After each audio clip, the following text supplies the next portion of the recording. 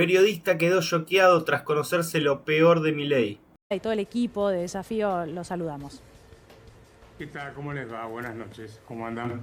Bien, lo escucho un poquito lejos, a ver si lo podemos resolver nosotros o acercar. Ahí A está. ver, yo Ahí está, sí. más cerca del micrófono no puedo, pues lo traigo. No, se lo va a chocar, no se preocupe. Ahí está, ya lo resolvimos. Kachanovsky, ¿qué es lo que está pasando con el dólar? Bueno, a ver, yo creo que hay varios factores, ¿no? En primer lugar, recordemos que habían bajado las retenciones al 26%. Entonces le dijeron a los exportadores, liquidá porque después te vuelvo a subir las retenciones al 33%. Y lo hicieron, o sea, ¿qué hicieron los productores? Vendieron. Y los exportadores vendieron. Entonces, lo que está faltando ahora son los dólares que tendrían que haber entrado ahora y que entraron antes por el tema de la baja de las retenciones. Sí. Entonces, estuvieron un mes con el 33 y ahora dieron marcha atrás y volvieron al 26, o sea que 26%. Es que ese es uno de los factores. Pero que después otro es estacional, de vacaciones. Hay más demanda de dólares por viajes al exterior, las vacaciones de invierno. Pero yo diría que uno de los factores clave fue el desarme tan desastroso que hicieron de las LEFI, ¿no? Ahí hubo una expansión monetaria muy grande de 12 billones de pesos que fueron o sea, el gobierno esperaba que los bancos, con esos pesos que le daba el banco central, comprase LECAPS. Sí. Y los bancos no compraron LECAPS, o compraron una parte de LECAPS. Así que yo diría que acá el tema no es menor, porque las LEFIs son letras del Tesoro garantizados con la maquinita de emitir moneda del Banco Central. En cambio, las LECAPS no. Así que era lógico que los bancos actuaran de otra manera. Y bueno, ahí tenemos bollando plata y vamos a ver qué pasa en este mes de agosto, porque hay que renovar el LECAPS por casi una base monetaria entera, 38 billones, y eso el mercado lo mira también. ¿Va a haber traslado a precios? No pudiste renovar pagando el 65%, creo que fue la tasa, si mal no recuerdo, o 60, lo que sea. Si no pudiste renovar todo lo que te decía de 12 billones hace 2 semanas atrás, pagando el 65, ¿cómo haces para renovar 38 billones de pesos? Roberto, ¿cree que va a haber un traslado a precios importante? Bueno, igual, aunque no sea tan importante, ya afecta muchísimo, ¿no? Pero, ¿qué piensa usted? A ver, yo creo que no lo vamos a ver en el índice de precios que van a publicar en este mes de agosto, porque te va a estar midiendo el mes de julio, donde todavía una parte de julio no hubo tanto problema con el mercado de cambio, se profundizó más hacia el final. Yo creo que el impacto lo vamos a ver recién en septiembre, cuando publiquen el índice de precios de agosto. Claro. Kachanovsky. Perdón, sí, digo bien, exacto, cuando publiquen el de agosto. Sí, perdón. No, usted me mencionaba cómo no convenció el gobierno al sector privado de mantenerse en instrumentos en pesos. ¿Es porque no le creen sobre lo que va a suceder o la foto o las variables macro de hoy no le sirven ni para hoy tampoco? ¿O no los convencen al sector privado que sí puede comprar dólares o quedarse en pesos? Es que cualquiera que mire los datos, a ver, el común de la gente no lo sabe, porque no tiene por qué saberlo, pero los economistas que seguimos los números fiscales todos los meses, sabemos que tienen déficit fiscal financiero. ¿Por qué? Porque no están computando dentro del déficit fiscal los intereses de las LECAP, las LEFI que había hasta ahora, los BONCAP y una serie de instrumentos. Entonces, eso los bancos lo saben. ¿Sí? ¿Cómo van a hacer para pagar esta deuda? O sea, hay un riesgo de default ahí. ¿Sí? Entonces, yo creo que eso se ve. Pero hay otro elemento. El gobierno, por ahora, si uno mira lo que hizo desde que llegó hasta ahora, fue en primer lugar hacer una gran licuación al estilo Duhalde en el 2002, licuaron jubilaciones, sueldos, etc. Y después fueron haciendo un crawling peg, algo que se vio a lo largo de la historia 1000 veces. Usar el tipo de cambio como forma de frenar el índice de precios al consumidor, que en algún momento pasa la cuenta. Ahora, si uno mira las medidas, en realidad son todas medidas de carácter financiero. Fueron primero un crawling peg del 2%, después del 1%, después el dólar soja, después vinieron ahora con la banda cambiaria, y en el medio me estoy olvidando de alguna otra medida cambiaria. También tenés el tema de todo lo que tiene que ver con los repos y ese tipo de cosas que hacen. Son medidas de carácter financiero, no son reformas estructurales de la economía. Me estoy refiriendo a la reforma laboral, a la reforma impositiva, etc. Ahora, como Milei no tiene fuerza en el Congreso para esas reformas y encima se pelea con todo el Congreso, y bueno, acá lo que tenemos es cuánto aguanta los manejos financieros que puede hacer Caputo y Bausili, que son dos grandes traders, saben muy bien lo que es el trader, hacer trader en el mercado, pero no son especialistas en la macroeconomía, ¿no? Y por otro lado, a ver, le comparto un pensamiento a ver si coincide. El sector minorista, la clase media, para decirlo de alguna manera, no tiene hoy resto para andar comprando dólares, pero si empieza a crecer la posibilidad de ahorrar de los argentinos, ahí sí da la sensación de que van a ir a comprar dólares y que la banda entonces va a ir subiendo más. O no sé si comparte.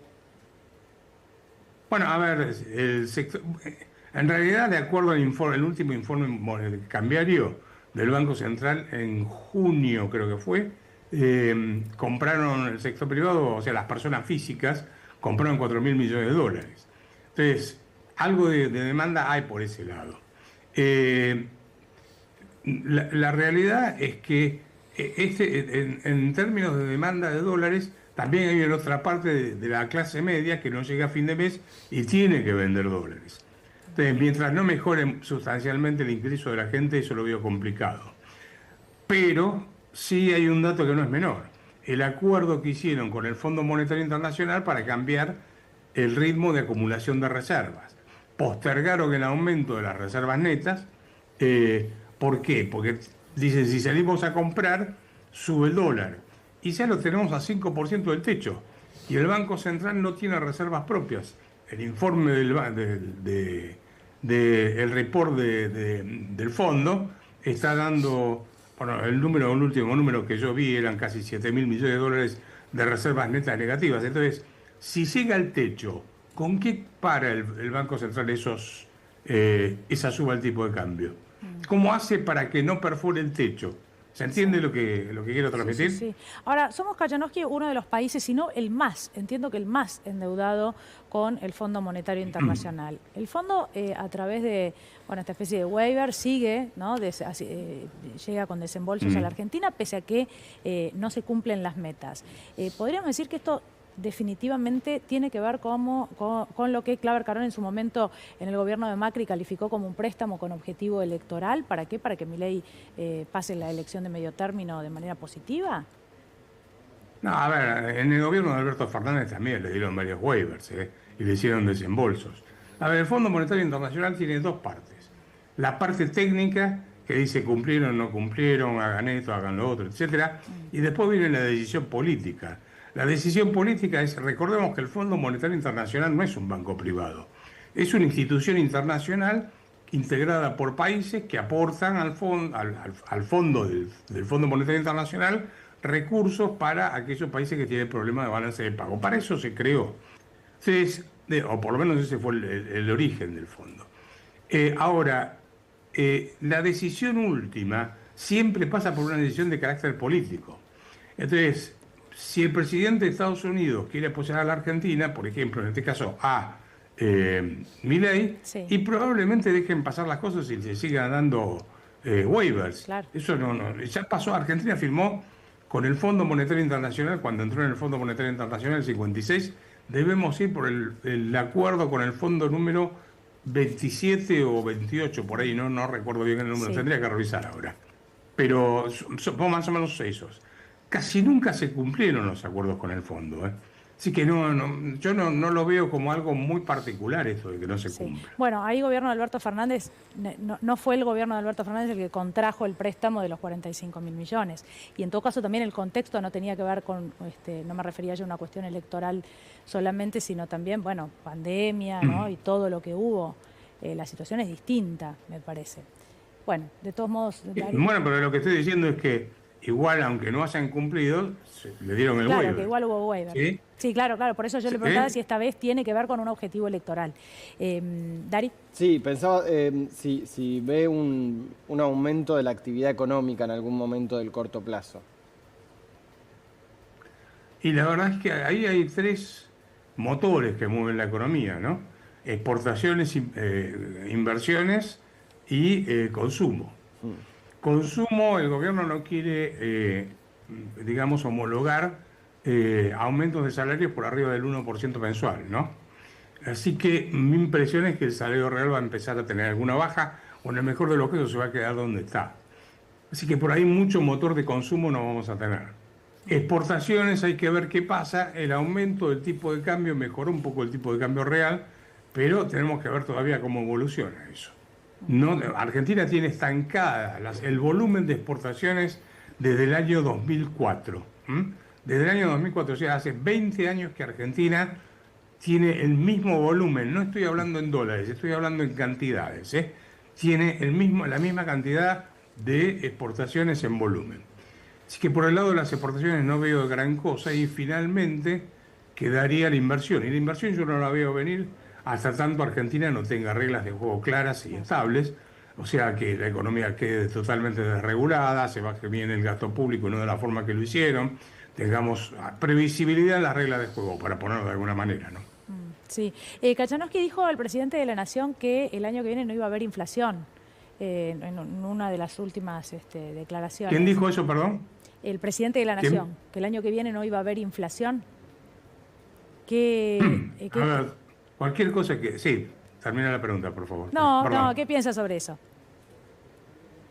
Cualquier cosa que diga Milei hay que tomarla como alguien que está como tomándole el pelo a la gente.